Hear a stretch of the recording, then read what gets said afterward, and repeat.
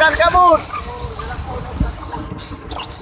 Di dalam laut dia panjang ini. Di atas awan. Oh, di atas awan. Dah.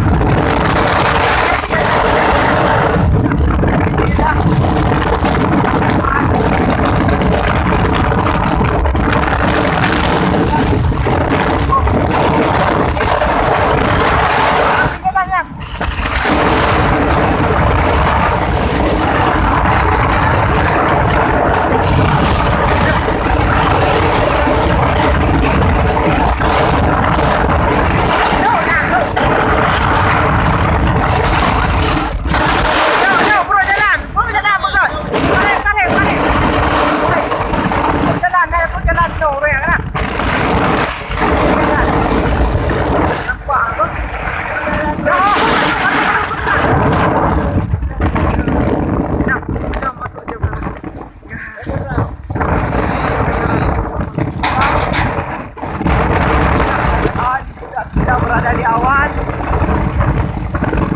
daratan tertinggi yang ada di Aceh Menara.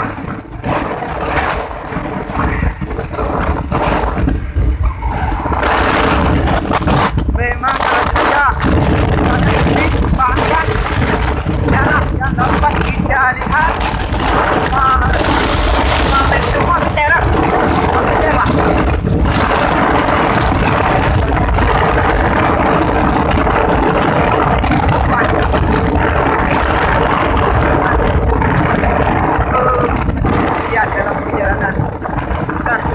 Bagi kawan-kawan yang memang berencana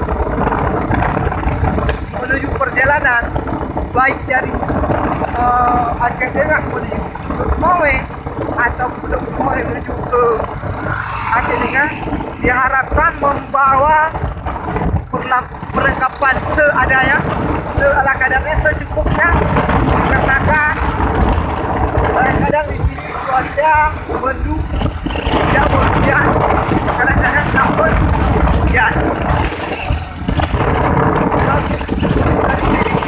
Itu ada mobil yang biasa kita nampak.